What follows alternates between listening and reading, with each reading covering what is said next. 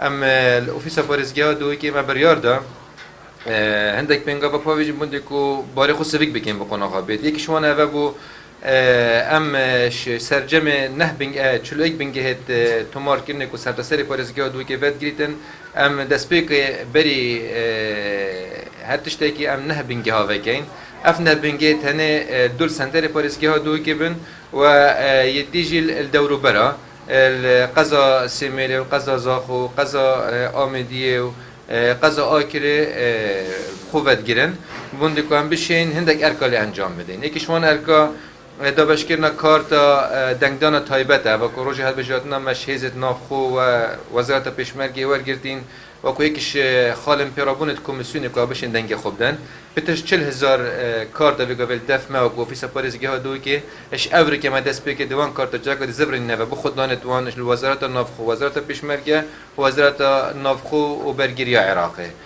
خالا دوی پروسا تومارکردنی دست بکر دفمه پارێزگا دوی که اف تومارکردنی هنی هم بجنیا بایومتری بو دنگدانا گشتی بو خلق پارێزگا دوی که بو دنگدانا تایبت بو اندام مگیم به حسیت هزت نافخو و یدلشکری درباره اوی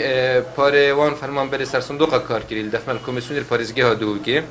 بری تقریبا 6-7 روزکا البغدا مصادقه سرهات الفيجا بحوالد ما يدخوناغا امضا كرنا فيشا وهيربيني كرنا وقبجان تدقيق سر جمارت باري اكشن بابت اما كو كوميسيون دش همي كارت خو خلاص بين يدا باشكنوي باري يعني باري الدو كي سر جمعي باري بتش 2 مليار ايا اف كسد كو مستحق في باري ور بكرم بتش 10,000 انا فرمان بر دل سنتر باريزگي ندا باشكن والاطراف وجدين ندا باشكن اما حتى اكشن بابت ام دی خوش کار خو خلاص کنه گو کمیسیون دی فیشاب پاره و دی دابش کن سر